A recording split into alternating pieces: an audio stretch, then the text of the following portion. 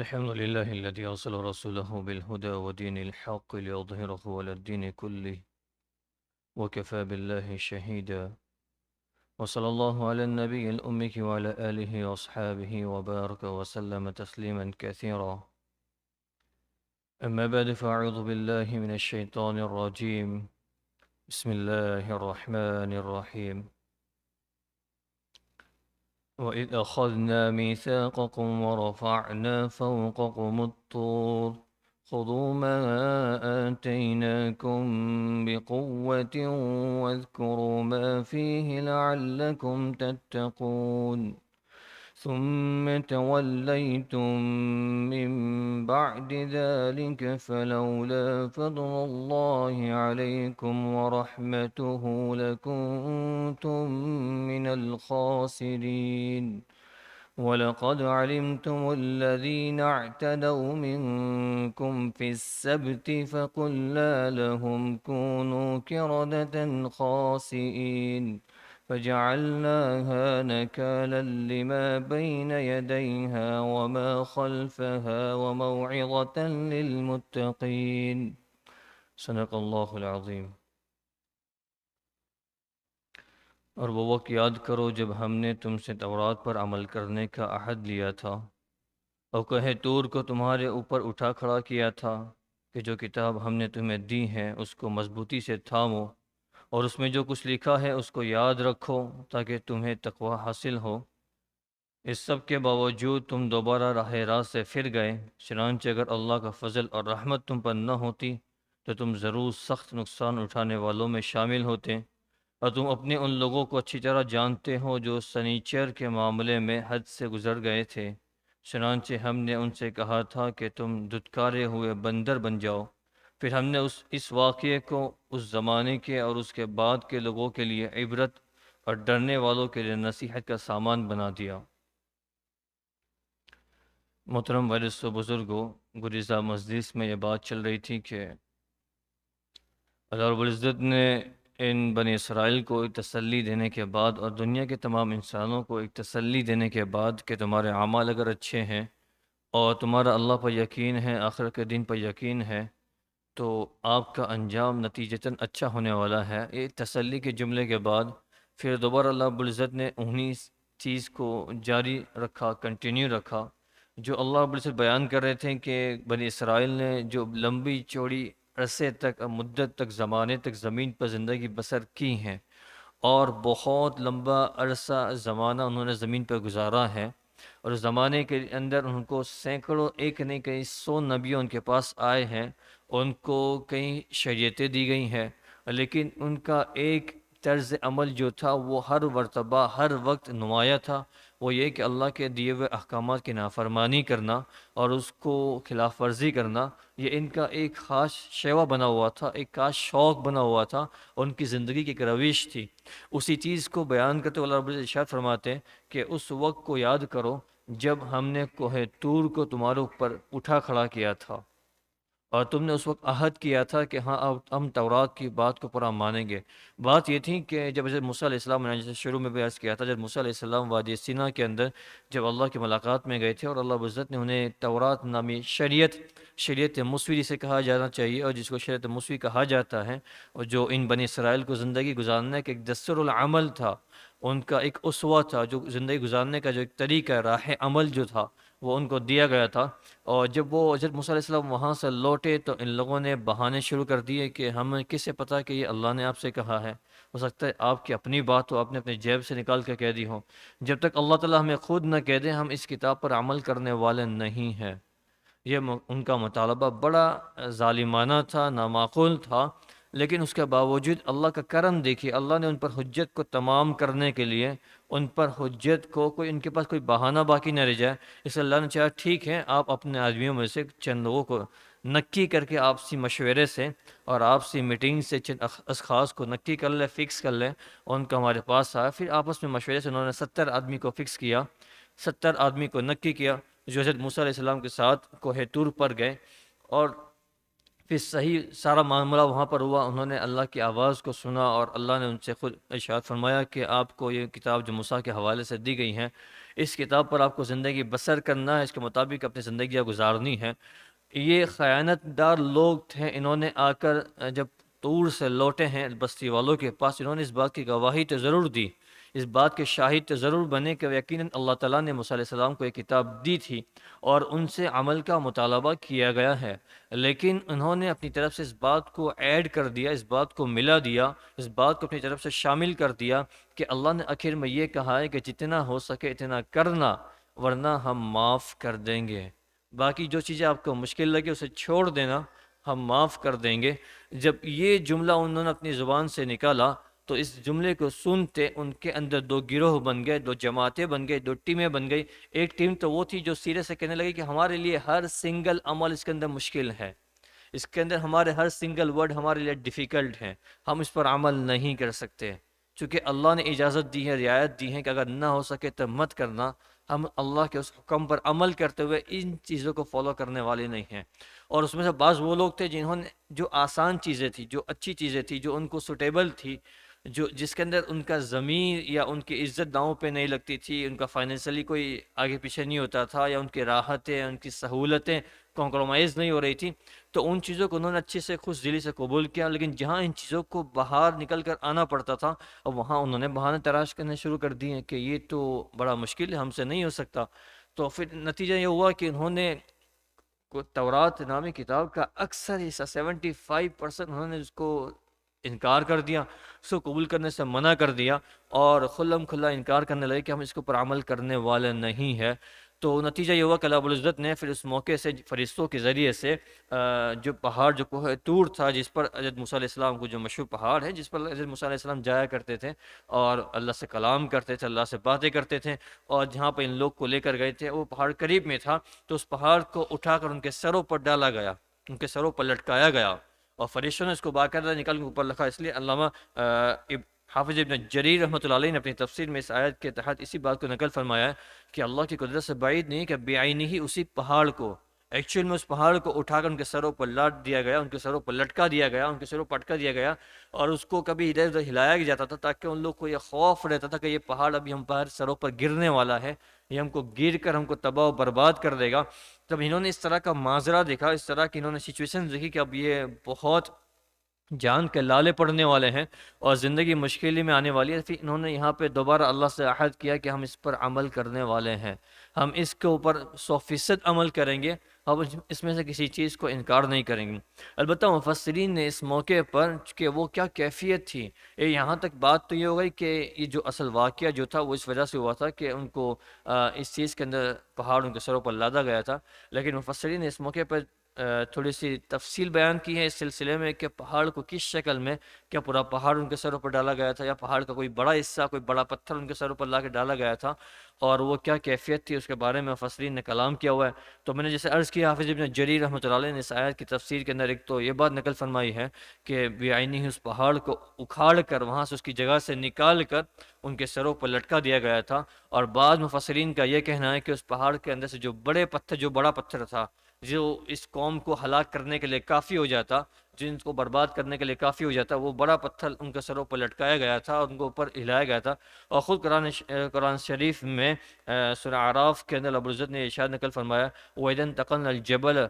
فَوَقَعَهُمْ كَأَنَّهُ ظُلَّةٌ وَظَنُّوا أَنَّهُ وَاقِعٌ بِهِمْ، کہ یعنی ہم نے پہاڑ کو زور زور سے ان کے اوپر ہلایا اس طرح کہ جیسے وہ کوئی سائبان ہو اور وہ سمجھنے لگے کہ وہ ان پر آ کر گر پڑے گا۔ تو قرآن کی ان آیت کے ذریعے سے یہ معلوم ہوتا ہے کہ اللہ عز و جل اس پہاڑ کو بڑا زلزلے کی طرح اس کو ہلایا،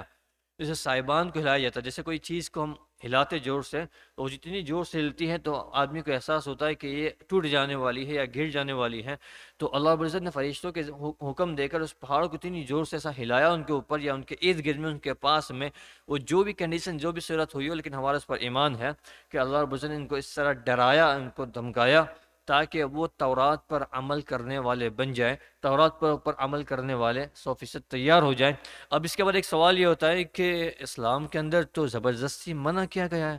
کسی کو زبردستی آپ کوئی کسی چیز کا مکلف نہیں بنے۔ قرآن شریف کی آیت لا اکراہ فی الدین، دین کے معاملے میں کوئی زبردستی نہیں ہے، کوئی مجبوری نہیں ہے۔ اللہ کے رسول صلی اللہ علیہ وسلم نے کسی کو جبراً تلوار کی زور پہ اسلام تو نہیں پھیلایا۔ تو یہ وجہ آپ یہاں دیکھ رہے ہیں کہ اللہ رب العزت خود یہ کر رہے ہیں۔ تو اس موقع پہ مفسرین نے اس کے چند جوابات دیے، اس میں ایک معقول جواب یہ ہے کہ اولاً تو اسلام قبول کرنے پر ان کو مجبور نہیں کیا گیا تھا، یہ آلریڈی مسلمان تھے، یہ آلریڈی اسلام لا چکے تھے، اسلام لانے کے بعد باغی بنے تھے۔ اسلام لانے کے بعد انہوں نے جو حکومتوں کے اندر جو بغاوت کرتے ہیں نا جو لوگ، تو آپ دنیا کے دستور ہے، جو باغی لوگ ہوتے ہیں ان کی سزا یہ ہوتی ہے کہ ان کو زمین سے صاف کر دیا جاوے، زمین سے ان کو سر ہستی ان کو مٹا دیا جاوے۔ اس لیے آج ملکوں کی جیلیں بھری پڑی ہیں ان باغیوں سے جنہوں نے حکومت کے خلاف بغاوتیں کی تھی، ان کو زندہ نہیں رہنے دیا جاتا، ان کو باہر آزاد نہیں گھومنے دیا جاتا۔ تو ہر یہ ایک معقول چیز ہے اور سمجھ میں آنے والی بات ہے کہ جب کوئی آدمی کسی انسان نے کسی آدمی نے اسلام شفافیت کو چکھ لیا ہو، اسلام جیسی مٹھاس کو چکھنے کے بعد اس نے اس کو گندگی کو پسند کیا اور دوبارہ اسلام سے ارتداد اختیار کیا اور اسلام سے رجوع کر لیا، اسلام سے اس نے اپنا چہرہ پھیر دیا، تو یہ بڑی سخت گناہ سمجھا جاتا ہے اور بڑا سخت نافرمانی سمجھی جاتی ہے۔ اس لیے اسلام کے اندر آپ دیکھیں مرتد کا سزا یہ ہے کہ اس کو قتل کر دیا جائے، اس کو زندہ رہنے کا کوئی حق نہیں۔ کافر کو قتل کرنے کا حکم نہیں دیا شریعت نے، اس نے اسلام قبول نہیں کیا، اس کو زندگی اس کو جینے کی مہلت دی جائے گی، اس کو ترغیب دی جائے گی، اس کو دعوت دی جائے گی۔ لیکن اگر اسلام لا چکا تھا اور مرتد ہو گیا، باغی بن چکا ہے، تو اب اس کو جینے کا کوئی حق نہیں۔ اسلام کو شریعت نے حکم دیا اس کو قتل کر دیا جاوے، اس کو دنیا سے ختم کر دیا جاوے۔ تو یہ ایک اصول ہے جو سمجھنے کے لیے کہ دنیا کے اندر بھی جہاں عام چیزیں ہوتی ہیں، جہاں حکومتوں کے نزدیک بھی، کہ جب کوئی قوم یا کوئی گروہ کسی حکومت کے نزدیک، کسی رولر کے نزدیک وہ بغاوت اختیار کرتا ہے، تو اسے عناصر کو، اسی وجوہات، اسی پارٹیوں کو بالکل ختم کرنے کی کوشش کی جاتی ہے۔ اگر ان کو زندہ چھوڑ دیا جائے گا یا ان کو آزاد چھوڑ دیا جائے گا تو یہ آج نہیں تو کل ہماری حکومت کے لیے خطرہ بنیں گے۔ تو اس لیے اگر ان کو زندہ چھوڑ دیا جائے، اسلام کے اندر بھی اگر ان کو اجازت دی جاوے کھلم کھلا جینے کی یا وہ کرنے کی، تو ان کو دیکھ کر اور لوگ اسلام سے اپنے آپ کو کنارہ کش کریں گے، اسلام سے اپنے آپ کو ہٹائیں گے اور دور کریں گے، اور اس سے بڑا نقصان ہوگا۔ اس لیے ایک تو ان کو یہ حکم دیا گیا کہ ان کو زمین سے ختم کر دیا جائے، اور ایک یہ کہ اس کے بعد اللہ رب العزت نے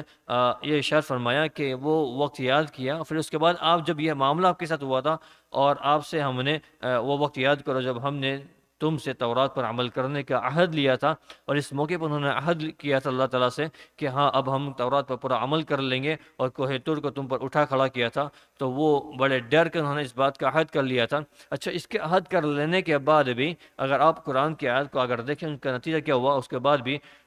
یہ فرمایا ان کے عہد کر لینے کے بعد ثم تولیتم من بعد ذلک،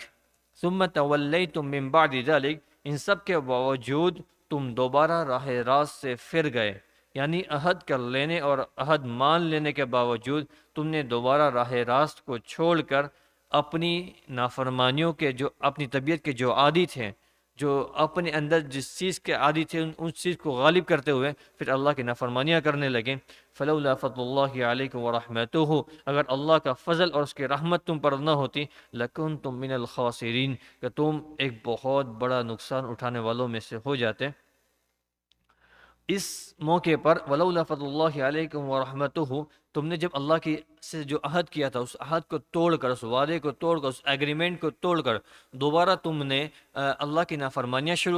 کرنا شروع کی، تو خود آپ اس بات کے مستحق تھے کہ آپ کو عذاب دیا جاتا، آپ اس بات کے مستحق تھے کہ آپ پر سخت اللہ کی طرف سے پنشمنٹ نازل کی جاتی اور آپ کو سزائیں دی جاتی، لیکن اللہ کا آپ کے اوپر فضل ہوا، اللہ کا اوپر رحمت ہوا۔ اس اعتبار سے یہاں پر مفسرین نے دو باتیں نقل فرمائی ہیں۔ ایک تو یہ کہ اگر اس کو عام مراد لیا جاوے، اس کو جنرل معنی مراد لیا جاوے، اور دنیا کے تمام یہود جب سے شروع ہوئے تب سے لے کر آج تک، تو ایک معنی یہ کہ اللہ تعالیٰ کی رحمت ان کو یہ تھی کہ ان کو چین سے رہنے کی پرمیشن دی گئی، یہ اللہ کی رحمت عامہ ہے۔ جو اللہ تعالیٰ کی رحمت جو ہوتی ہے مسلمانوں پر ہوتی ہے، اور ایک رحمت عامہ ہوتی ہے جو عام رحمت ہوتی ہے، وہ دنیا کے تمام انسانوں کے لیے ہوتی ہے۔ اس میں یہ ہوتا ہے کہ آدمی عافیت کے ساتھ، راحت کے ساتھ زندگی بسر کرے، اس کو رحمت عامہ کہا جاتا ہے۔ اور ایک رحمت خاصہ جو ہے وہ اللہ کا ایک رحمت کا ایک کوالٹی اللہ تعالیٰ کی ہے، اور ایک رحمت کا خاصہ ایک اللہ تعالیٰ کے پاس ایک سٹاک ہے رحمت خاصہ کا، جو صرف مسلمانوں کے لیے ہے۔ اور اس کا ظہور کل حشر کے میدان میں جب نام اعمال ہاتھ میں دیا جاوے گا، جب انسان کی ضرورت اپنی نام اعمال کا سیدھے ہاتھ میں پانا، جنت میں داخلہ حاصل کرنا، وہ اس طرح کی جو ضرورت ہوگی، اس موقع پر مسلمانوں کو یہ رحمت خاصہ کا مستحق بنایا جائے گا۔ اور اس رحمت خاصہ کے نتیجے میں، جس سے رحمت عامہ کے نتیجے کے اندر زندگی کی راحتیں اور عافیت نصیب ہوتا ہے، تو رحمت خاصہ کے نتیجے کے اندر انسان کو جنت کا دخول، اللہ کا قرب نصیب ہوگا، اور جنت کا داخلہ نصیب ہوگا، اور جو کہ صرف مسلمانوں کے لیے ہیں، اور اس آدمی کے لیے ہیں جو کلمے کے ساتھ دنیا سے رخصت ہو، جو اللہ کو رب مان کے دنیا سے رخصت ہو۔ اس آدمی کے لیے اللہ تعالیٰ ہم تمام کو اس کا مستحق بنائے اور ہمارے اس کو آسان کر دیں۔ تو ایک بات تو مفسرین نے اس سے یہ مراد لی ہے، اور اس کے علاوہ مفسرین نے، بعض مفسرین اس موقع پہ یہ بات نقل فرمائی ہے کہ اگر اس سے یہ مراد لیا جاوے کہ حضور کے زمانے میں چونکہ آیت کریمہ نازل ہو رہی ہے مدینہ کے اندر، مکہ شریف کے اندر، حجاز مقدس میں، اور آپ کے ارد گرد سینکڑوں یہود آباد تھے اور ان سے خطاب کیا جا رہا تھا، اگر ان کو مراد لیں تو انہیں یہ بات سمجھائی جا رہی کہ آپ کے بڑوں نے، آپ کے اگلوں نے وعدہ خلافی کی تھی، اور آپ کے بڑوں نے جو وعدہ کیا تھا اس موقع پر جب کوہ طور کو پہاڑ کو ان کی سروں پر لٹکایا گیا تھا، اور آپ کے بڑوں نے جو وعدہ کیا تھا تورات پر عمل کرنے کا، اور اسی تورات کے اندر یہ بات بھی مینشن کی گئی تھی کہ آخری زمانے کے اندر محمد صلی اللہ علیہ وسلم آنے والے ہیں، آپ کو ان کے ہاتھ پر بیعت ہونا ہے، آپ کو ان کے ہاتھ پر ایمان لانا ہے، آپ کو ان کی شریعت کو فالو کرنا ہے۔ اب آپ نے عہد توڑ دیا، آپ چونکہ محمد کی بات کو نہیں مان رہے صلی اللہ علیہ وسلم، چونکہ آپ محمد صلی اللہ علیہ وسلم کی اطاعت میں نہیں آ رہے، آپ اپنے وعدہ خلافی کر رہے، تم تولیتم من بعد ذلک، آپ کے بڑوں نے وہ عہد کیا ہوا تھا، اس کے باوجود آپ اس عہد کو پورا نہیں کر رہے۔ فلولا فضل اللہ علیکم، اگر اللہ تعالیٰ کا فضل آپ پر نہیں ہوتا، اللہ تعالیٰ کی رحمت آپ پر نہیں ہوتی، لکنتم من الخاسرین، اے یہود مدینہ، اے یہود مدینہ جو اطراف کے رہنے والے، حجاز کے جو رہنے والے تھے، آپ کو اللہ تعالیٰ ہلاک کر دیتا، آپ اس بات کے مستحق تھے کہ تم پر ضرور سخت نقصان اٹھانے والوں میں شامل ہو جاتے، لیکن چونکہ آپ پر اللہ کا فضل ہے، آپ پر اللہ کا کرم ہے، وہ کس شکل میں؟ محمد مصطفیٰ صلی اللہ علیہ وسلم کی شکل میں۔ اس لیے مفسرین نے روایتوں سے بات ثابت، اللہ کے رسول صلی اللہ علیہ وسلم کی بعثت کے بعد، اللہ کے رسول صلی اللہ علیہ وسلم کے دنیا میں آ جانے کے بعد، اللہ تعالیٰ نے اسے عذاب نہ ڈالنے کا فیصلہ کر لیا ہے جس سے ساری امت کو ایک ساتھ ختم کر دیا جاوے، ایک ساتھ ان کو ملیامیٹ کر دیا جاوے، یا صفحہ ہستی سے، یا زمین پہ کوئی ایک مسلمان باقی نہ رہے۔ ایسا ہونے والا، ایسا عذاب آسمان سے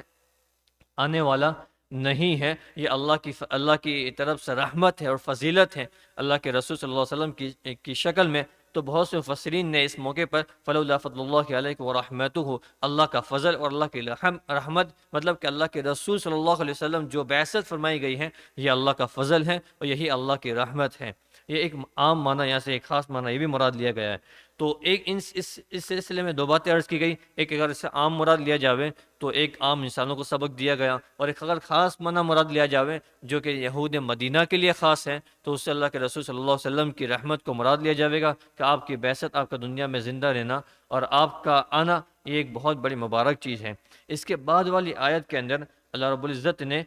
ایک اور اس واقعے کی طرف اشارہ فرمایا ہے، چونکہ اس کا تعلق ان یہود سے ہیں جو حضرت داؤد علیہ السلام کے زمانے میں تھے، جو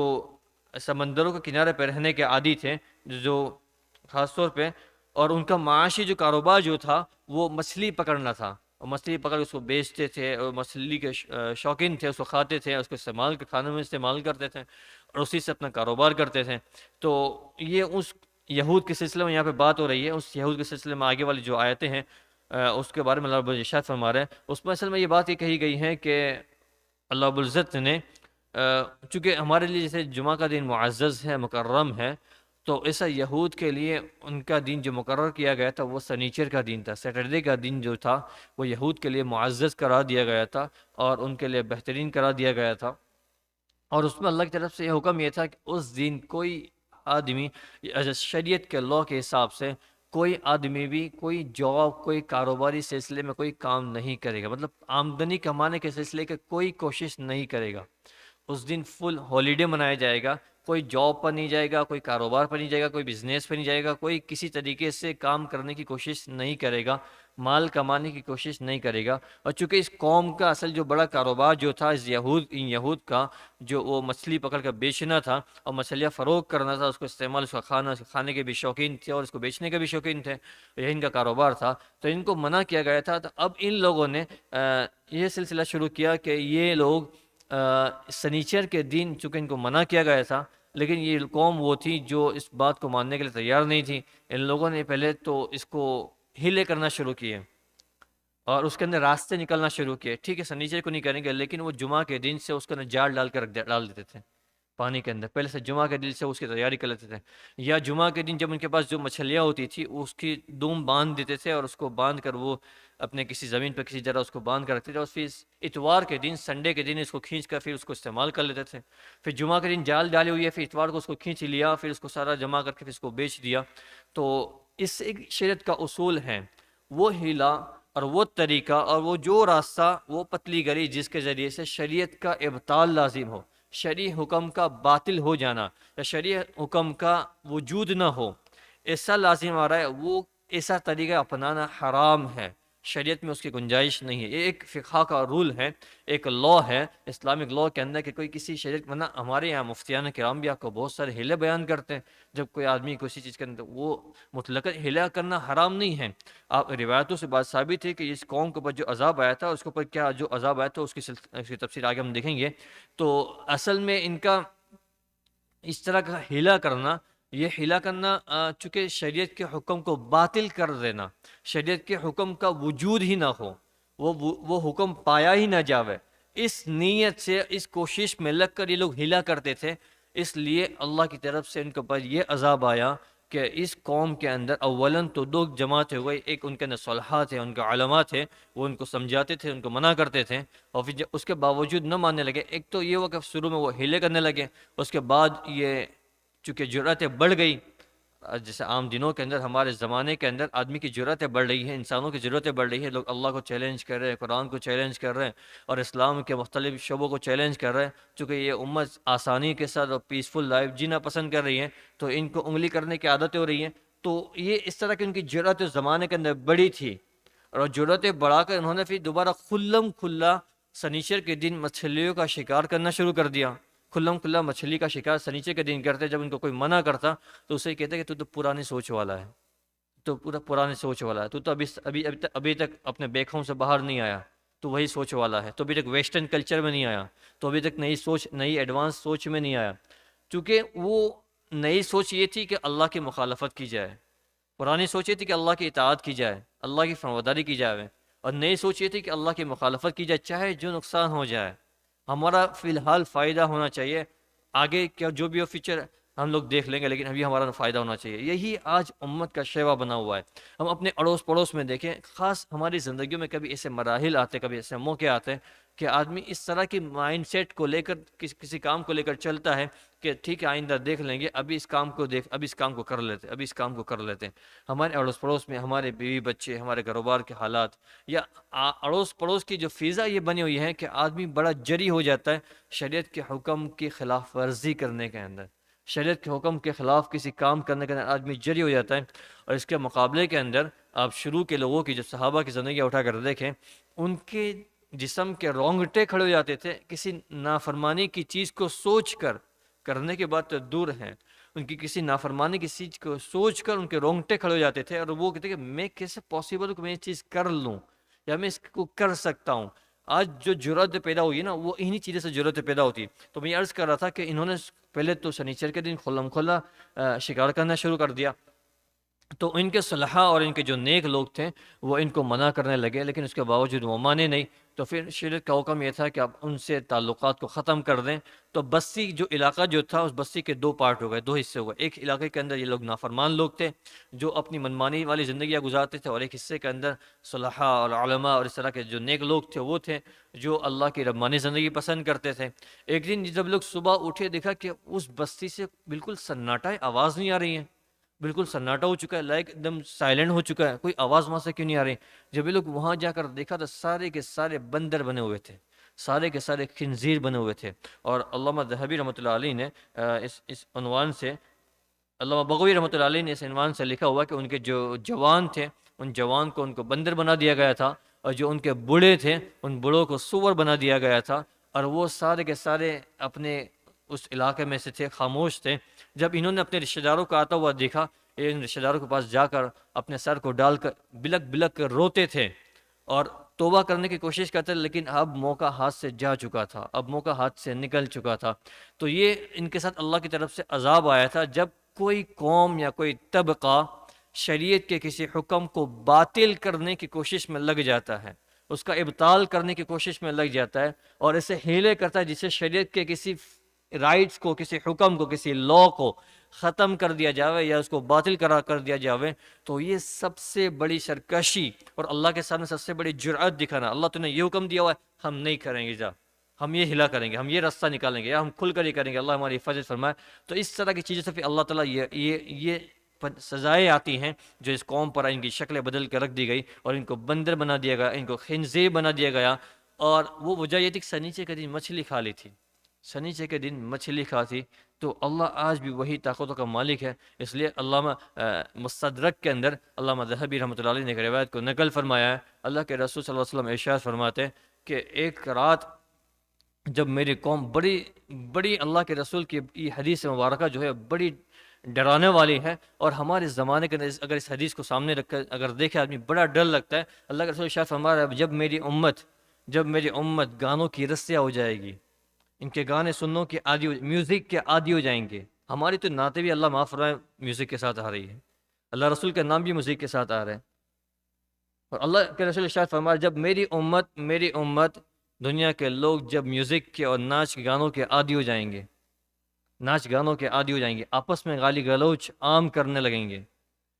آپس میں گالی گلوچ کو عام کر دیں گے، اور جو اللہ نے چیزیں ان پر حرام کی ہوئی تھی ان چیزوں کو وہ حلال کریں گے، ان چیزوں کو وہ حلال کر دیں گے۔ کوئی فرق نہیں پڑتا کہ یہ ذبیحہ کیا ہوا ہے کہ نہیں، کل بسم اللہ وکل ایک عام شیوا بنا ہوا، اللہ تعالیٰ ان کو معاف فرمائے۔ یہ جو مائنڈ سیٹ لے کر آئے ہیں ان مشرق ملکوں سے،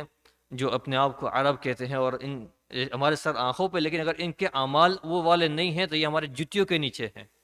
یہ شریعت کا اصول ہے، اگر وہ اعمال شروع کریں گے تو ہمارے سر آنکھوں پہ ہیں۔ وہ بسم اللہ کہہ لو، کوئی میٹر نہیں کرتا کہ یہ ہاتھ سے ذبح کیا ہوا ہے یا ذبح کیا ہوا ہے کہ نہیں ہے، اور بسم اللہ کرو اور کھا لو۔ یہ نہیں، یہ شریعت کا حکم ہے، اللہ کے رسول اللہ رب العزت نے قرآن شریف کا نخات حکم دیا ہوا ہے، آپ تحقیق کریں، اگر وہ حلال ہے، وہ صحیح طریقے سے ذبح کیا گیا تو ہی کھانا ہے۔ تو میں عرض یہ کر رہا تھا کہ جب امت اس طرح کی چیزیں کرے گی، ناچ گانوں کی عادی ہو جائے گی، گالی گلوچ کی عادی ہو جائے گی، آپ اڑوس پڑوس پہ نگاہ اٹھا کر دیکھیں، ہمارے جب سفر شروع ہوتے ہیں ماشاءاللہ دعائیں سارے پڑھ لیتے ہیں، دعا پڑھنے کے بعد 2-4 کلومیٹر بستی سے باہر نکلتے پھر گاڑیوں کا کیا کنڈیشن ہوتی ہے، ہمارے سفر کے کیا حالات ہوتے ہیں، کون سی نماز ہے اور کیا، پھر وہ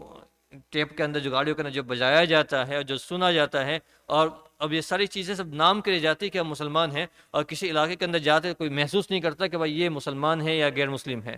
نہ ایسا پہلوس ہوتا ان کا، نہ نماز کے ٹائم پہ ان کی نمازوں کی پابندی ہوتی ہے، نہ ان کے کھانے کے ٹائم پہ وہ شریعت کے احکامات کو فالو کیا جاتا ہے۔ تو یہ عام زندگی میں جب آدمی اس کی رسیہ ہو جائے گی، اللہ کے رسول ارشاد فرما رہا ہے ایک رات ایسی آئے گی جب صبح اٹھیں گے تو اس میں سے کچھ بندر ہوں گے اور کچھ خنزیر ہوں گے، کچھ بندر ہوں گے اس میں سے کچھ خنزیر ہوں گے۔ وجہ یہ تھی بِاسْتِحْلَالِهِمُ الْمَحَارِمِ، اللہ کے رسول نے ارشاد فرمایا ان کی اللہ کی حرام کردہ چیزوں کو حلال کرنے کی وجہ سے، اللہ نے جو چیزیں ان کے اوپر حرام کی تھی اس کو حلال کر دیا، تو نتیجہ یہ ہوا کہ اللہ تعالیٰ ان کی صورتوں کو مسخ کر دے گا، اور ان کو اس زمانے کے اندر بھی ان کو بندر بنا دیا جائے گا، ان کا خنزیر بنا دیا جائے گا۔ اللہ تعالیٰ ہماری نسلوں کی اور ہمارے بعد آنے والے ساری امت کی اس کی حفاظت فرمائے۔ تو یہ اللہ کی ایک اصول، میں نے شروع میں عرض کیا تھا، اللہ کا اصول و ضابطے ہیں، جو قوم جس اصول و ضابطے کو فالو کرے گا اللہ تعالیٰ اس کو اس نتیجے تک پہنچائے گا۔ تو اس کے اندر ایک تو بات یہ عرض فرمائی تھی کہ اللہ رب العزت نے ان سے یہ وعدہ لیا گیا تھا، اور وعدے کی خلاف ورزی کرنے پر جب انہوں نے اس طرح خلاف ورزی کی، اور اس خلاف ورزی کرنے کے بعد وہ متعدد اس طرح کی قسمیں کرتے رہے، اس طرح کے عمل کرتے رہے، اور سنیچر کے دن انہوں نے خاص سے تجاوزی کی، تو اللہ رب العزت ارشاد فرما رہے ہیں کہ آپ ان لوگوں کو یاد کریں، وَلَقَدْ عَلِمْتُمُ الَّذِينَ اعْتَدَوْا مِنكُمْ فِي السَّبْتِ، اور تم ان لوگوں کو اچھی طرح جانتے ہو جنہوں نے سنیچر کے معاملے میں حد سے گزر گئے تھے۔ حد سے گزر گئے تھے مطلب انہوں نے لمٹ کراس کر دی تھی، لمٹ کراس کر دی تھی، تو پھر اللہ تعالیٰ کی طرف سے جو سرکشی کا جو عذاب آتا ہے وہ بڑا سخت، فَقُلْنَا لَهُمْ كُونُوا قِرَدَةً خَاسِئِينَ، چنانچہ ہم نے ان سے کہا تھا كُونُوا قِرَدَةً خَاسِئِينَ، تم ذلیل اور دھتکارے ہوئے بندر بن جاؤ۔ اچھا، اس موقع پر میں نے کچھ لوگوں کے چیزیں دیکھیں انٹرنیٹ پر، اس طرح کے لوگوں کو اس بات پر اشکال ہوتا ہے کہ یہ کیسے ممکن ہے کہ انسان بندر بن جائے، انسان خنزیر بن جائے، اور یہ پاسبل نہیں ہے، نعوذ باللہ۔ لوگ اس پر انکار کر رہے ہیں، اور بہت سے مسلمان اس پر انوالو ہے، اور ان کی بات ہے چونکہ وہ سائنس پر بھروسہ کرنے والے لوگ ہیں۔ اچھا، کوئی ویسٹرن کنٹری کا کوئی سائنٹسٹ، کوئی فلسفی اٹھ کر یہ کہہ دیں کہ یہ انسان پہلے بندر تھا، تو اس کی بات کو لوگ تسلیم کر لیتے ہیں کہ بندر سے انسان بنا ہے، لیکن اللہ قرآن شریف کے اندر یہ کہتے ہیں کہ ہم نے اس کو بندر بنا دیا، تو لوگ اس پر اشکال کرنے لگتے ہیں، لوگ اس پر تسلیم نہیں کرتے ہیں۔ تو یہ ون سائڈ مینٹلٹی کو لے کر چلنے والے لوگ وہ سمجھدار قسم کے لوگ نہیں ہوتے، وہ لوگ ہوتے جن کی عقلیں کام نہیں کرتی، جو بیوقوف قسم کے لوگ ہوتے ہیں۔ تو ان لوگوں کی باتوں میں آنے کی ضرورت نہیں ہے، ان کو چاہیے کہ وہ انصاف کی نظر سے، جو حیثیت اور جس انصاف سے وہ سائنس کی باتوں کو دیکھتے، اسی انصاف سے، اسی چیز سے وہ قرآن شریف کو دیکھیں، ان باتوں کو سیکھے پڑے جو اللہ تعالیٰ انسان کو بنا سکتا ہے۔ کیا اس پر قادر نہیں کہ اس کو بندر بنا دے یا اس کو خنزیر بنا دے؟ اچھا، ان لوگوں کے بارے میں اللہ کے رسول صلی اللہ علیہ وسلم سے سوال کیا گیا تھا کہ کیا آپ لوگ جو یہود کے جس قوم کو بندر بنا دیا گیا تھا اور ان کو خنزیر بنا دیا گیا تھا، تو کیا آج ہمارے زمانے کے اندر جو بندر نظر آ رہا ہے، جو خنزیر نظر آ رہا ہے، کیا وہی کی نسل، انہی کی نسل ہے، انہی کا سلسلہ چل رہا ہے، انہی کی اولادیں ہیں یا اس سلسلہ؟ تو اللہ کے رسول، تو صحیح بات تو یہ ہے کہ جو اللہ کے رسول صلی اللہ علیہ وسلم نے ارشاد فرمایا، عبداللہ بن مسعود رضی اللہ تعالیٰ عنہ سے روایت ہے، صحیح مسلم شریف کے اندر یہ روایت ہے، اللہ کے رسول صلی اللہ علیہ وسلم نے ارشاد فرمایا کہ جب اللہ تعالیٰ کسی قوم پر اس طرح کا عذاب نازل کرتا تو ان کی نسلیں نہیں چلا کرتی، ان کی نسلیں نہیں چلا کرتی۔ یہ 3 دن کے بعد سارے مر مٹ کر ختم ہو گئے تھے، سارے مر مٹ کر ختم ہو گئے تھے۔ ان کے پہلے بھی بندر اللہ نے بنائے ہوئے تھے زمین کے اوپر، اور خنزیر ان سے پہلے بھی تھے اور اس کے بعد بھی ہیں۔ تو آج جو ہمارے زمانے کے اندر جو اس طرح کے بندر نظر آ رہا ہے، اور اس طرح کی جو خنزیر نظر آ رہا ہے، تو اس کو یہود کہنے کی ضرورت نہیں ہے کہ وہ یہود ہے۔ وہ عام کچھ لوگوں کو سنا کہ وہ جتنے بھی بندے نظر آتے اس کو یہودی کے نام سے پکارتا ہے، کہ یہ اس طرح کہنا مناسب نہیں ہے۔ وہ اس زمانے میں تھے، ان کو اللہ تعالیٰ مار مٹ ختم کر دیا، ان کی نسلیں نہیں چلا کرتی۔ وہ آگے جب اللہ تعالیٰ کسی قوم پر اس طرح عذاب ڈالتے، جیسے قوم عاد پر عذاب آیا تھا، تو قوم عاد کی کوئی نسل باقی نہیں رہی، ان کو اللہ تعالیٰ نے بالکل ختم کر دیا۔ جب جس قوم پر اللہ کی طرف سے عذاب آتا ہے تو ان کی نسلیں نہیں چلا کرتی، ان کو ختم کر دیا جاتا ہے۔ تو اس آیت کریمہ کے اندر اللہ رب العزت نے ایک تو یہ ارشاد فرمایا کہ اور تم ان لوگوں کو اچھی طرح جانتے ہو جو سنیچر کے معاملے میں حد سے گزر گئے تھے، قلنا لہم، چنانچہ ہم نے ان سے کہا تھا، کونوا قردۃ خاسئین، تم ذلیل اور دھتکارے ہوئے بندر بن جاؤ، فجعلنا نکال کا لفظ عربی میں استعمال کیا جاتا ہے نا، اس کا معنی ہوتا ہے عبرت لینا۔ جو عذاب، جو پنشمنٹ دی گئی تھی نا، اس پنشمنٹ سے عبرت لے۔ کلاس کے اندر 2-4 بچے مستی کر رہے تھے، ایک کو استاد نے پنشمنٹ دے دی، تو باقی کے لوگ اس کو دیکھ کر وہ تھوڑے سے سنجیدہ ہو جائیں گے کہ نہیں، اب اس کے ساتھ یہ معاملہ ہوا ہے تو ہمارے ساتھ بھی ہو سکتا ہے۔ تو اس کو کہتے ہیں عبرت لینا۔ تو جو اس زمانے کے اندر جو لوگ تھے اس کے لیے تو نقال بن سکتا ہے، جو زمانے جو صلحاء اس زمانے کے اندر موجود تھے، اس زمانے کے جو یہودی لوگ تھے، ان کے لیے تو یہ عبرت کا مقام ہے۔ لیکن اس کے بعد اللہ نے ارشاد فرمایا، نکال لما بین یدیہا، ان کے پاس جو لوگ موجود تھے ان کے لیے تو یہ عبرت کا سامان تھا، وما خلفہا موعظۃ للمتقین، اور ان کے بعد والوں کے لیے نصیحت ہے، ان کے بعد والوں کے لیے بھی یہ عبرت اس اعتبار سے ہے کہ وہ ان باتوں کو سن کر اپنی زندگی کی روش کو سیدھی کریں، اپنی زندگی کی روش کو درست کریں۔ میں نے جو بھی حدیث مبارکہ اس سلسلے میں آپ سے عرض کی، اس حدیث کے اندر اللہ علیہ وسلم صاف ارشاد فرما رہے ہیں، اور جو وبال اور جو نحوستیں اور جن اعمال کا اور جن چیزوں کا انہوں نے ذکر فرمایا، وہ چیزیں ہم ہمارے درمیان عام کھلی دیکھ رہے ہیں۔ ہم کوشش یہ کریں ان سے اپنے آپ کو بچائیں، اپنے گھر والوں کو بچائیں۔ یہ گانے سننا اور اس طرح کی چیزیں آدمی کے ایمان پر جو زرد پڑتی ہیں، آدمی کے اندر میں اس کے روحانیت پر جو زرد پڑتی ہیں، اس کو 40 دنوں تک سجدے کا سکون نصیب نہیں ہوگا۔ بہت سے علماء کرام نے کتابوں نے لکھا ہے، اگر آدمی نے ایک مرتبہ میوزک سن لیا یا اس گانے کو سن لیا، وہ 40 دن تک 5 وقتہ نماز پابندی سے پڑھے لیکن سجدے کے اندر وہ سکون جو اللہ کے ساتھ جو لطف آنا چاہیے، جو مزہ آنا چاہیے، وہ محسوس نہیں کر سکتا جب تک اس سے اوپر 40 دن نہ گزر جاوے، اس کو اوپر توبہ استغفار نہ ہو جاوے۔ اس لیے آدمی کو اس سے بچنا چاہیے کہ بھائی کوئی اس طرح کی چیز میرے سامنے نہ ہو، گالی گلوچ کرنا، ڈس رسپیکٹ کرنا، کسی کے سامنے اس طرح کی باتیں کرنا، یہ ساری چیزیں وہ ہیں جس سے آدمی اللہ کی نظروں سے گر جاتا ہے۔ آدمی جب تک اس لیے ایک روایتوں میں آتا ہے، اللہ کے رسول صلی اللہ علیہ وسلم نے ارشاد فرمایا، اللہ کے رسول صلی اللہ علیہ وسلم نے بڑے لجاجت کے ساتھ اور بڑی نمدلی سے ارشاد فرمایا، اگر اللہ رب العزت نے دنیا کے اندر نرمی کی کوئی شکل رکھی ہوتی، کوئی صورت رکھی ہوتی، کوئی اس کی شکل رکھی ہوتی، تو دنیا کی سب سے خوبصورت صورت نرمی ہوتی، آدمی کا نرم ہونا، سافٹ دل ہونا، لوگوں سے اچھی طرح ملنا، نرم سے لوگے۔ اور اگر دنیا کے اندر سب سے سخت بدترین صورت کسی کی ہوتی تو وہ سخت دلی ہوتی، وہ آدمی کا روڈ ہونا، سخت ہونا، سخت دل ہونا کسی کے سامنے۔ اس لیے آپ قرآن شریف کی تعلیمات کو اٹھا کر دیکھیں، شریعت نے موقع موقع پر اللہ عزت نے انسان کو تعلیم دی ہے بندہ بننے کی، اور بندے کا معنی ہے آدمی اپنے آپ کو چھوٹا بن کر جلائے، اپنے آپ کو چھوٹا بن کر زندگی بسر کرے۔ اس اعتبار سے نہیں کہ آدمی کو اگر آدمی نے اللہ نے پوزیشن دی ہے، وہ دکان کا مالک ہے تو وہ اگلے دن جا کر وہاں کا پیون بن جائے، وہاں کا وہ کارکن بن جائے، یہ مطلب وہ ذہنی اعتبار سے، مینٹل اعتبار سے اللہ تعالیٰ نے جو آپ کو پوزیشن دی آپ کو وہ مبارک، لیکن اس پوزیشن کا غرور تکبر ہمارے دماغوں میں نہیں آنا چاہیے۔ جو مقام اللہ نے دیا ہوا ہے، جو مال کی شکل میں ہو یا عشرت کی شکل میں ہو، راحت کی شکل میں ہو، ان چیزوں کا غرور اور تکبر دماغ میں نہیں آنا چاہیے۔ اگر وہ آ گیا تو آدمی سخت دل بنتا ہے، اور سخت دل بننے والا آدمی اللہ کی نظروں سے گر جاتا ہے۔ اس لیے کسی اللہ والے نے بڑے آسان مثال دی ہے۔ آدمی ہمارے عام طور پہ علاقوں کے اندر، جب ہندوستان پاکستان کے اندر آپ فقیر کو آپ جانتے ہیں، جو فقیر ہوتے ہیں، جو پوئر ہوتے ہیں، بیچارے بڑے کمزور ہوتے ہیں، عام طور پر ان کو دیکھا ہوگا ہمارے یہاں بھی، یہاں ڈاؤن ٹاؤن میں اگر آپ کا جنا ہوا رات کو جانا ہوا ہو تو وہ ایک بیڈنگ کے اندر 2 آدمی بھی سما جاتے ہیں۔ وہ ہوم لیس جو ہوتے ہیں تو وہ ایک بیڈنگ کے اندر 2 آدمی شیئر کر کے سو جاتے ہیں ٹھنڈی کے زمانے کے اندر۔ تو ایک پھٹی پرانی چادر ہوتی ہے، ہم نے خود آنکھوں سے دیکھا ہندوستان کے ریلوے اسٹیشن کے اوپر ایک پرانی چادر کے اوپر 2 فقیر آدمی اوڑھ کر سو جاتے ہیں، کیونکہ انہوں نے اپنے آپ کو چھوٹا بنایا، تو چھوٹی سی چادر ان کے لیے کافی ہو گئی۔ اور ایک ملک اتنا بڑا ملک ہے، 2 وزیر اعظم ایک ملک میں نہیں رہ سکتے، 2 پرائم منسٹر ایک ملک میں نہیں رہ سکتے۔ کیوں؟ دونوں بڑا بننا چاہتے ہیں، دونوں بڑا بننا چاہتے تو اتنا بڑا ملک ان کو سما نہیں سکتا۔ اگر آدمی چھوٹا بننا چاہتا ہے، چھوٹی سی پھٹی پرانی چادر اسے سما جاتی ہے۔ تو آدمی جس مقام پر ہے اس مقام سے چھوٹا بننے کی کوشش کریں، اس مقام سے نیچے ہوتا ہے۔ یہ ہماری جو مجلسیں ہیں، اس کا اصل سیکھ یہ ہے کہ ان چیزوں کو سیکھ کر ہمارے اندر وہ ایٹیٹیوڈ، وہ غرور، وہ تکبر پیدا نہ ہو جو اللہ کی نظروں سے ہم کو گرا دے۔ اپنا آپ کو چھوٹا بنائے، اپنے آپ کو پستی اختیار کرے، چاہے کسی آدمی نے ڈس رسپیکٹ کر دی۔ ایک آخری حدیث میں بیان کر دوں، اللہ کے رسول صلی اللہ علیہ وسلم کے زمانے کے اندر ایک صحابی جو غریب صحابی تھے، بیچارے کمزور صحابی تھے، ان کے پاس اتنا سارا مال نہیں تھا۔ اس زمانے کے اندر جو مالدار صحابی تھے وہ بڑا مال خرچ کرتے اللہ کے راستے کے اندر، بڑا مال خرچ کرتے تھے، اور انہیں دل کے اندر خدشہ رہتا تھا کہ میں نے مال خرچ نہیں کیا اللہ کے راستے میں، صدقہ نہیں کیا، میں نے صدقہ نہیں کیا، اس کی ٹینشن میں رہتے تھے۔ ایک دن وہ رات کو سوئے اسی خیال کے اندر، اور انہوں نے کیا کہ اے اللہ میرے پاس تو مال کوئی نہیں، میں تو مال کوئی خرچ نہیں کر سکتا، صدقہ نہیں کر سکتا، تو میں یہ چاہ رہا ہوں کہ جن لوگوں نے مجھے بے عزتی کی ہے دنیا میں آج دن بھر میں، جن لوگوں نے میری انسلٹ کی ہے، میری بے عزتی کی ہے، تو میری اس عزت کا میں صدقہ کرتا ہوں۔ صبح فجر کی نماز کے بعد اللہ کے رسول نے ایسا اعلان کیا کہ بھائی تم میں کون ہے رات کو صدقہ کرنے والا؟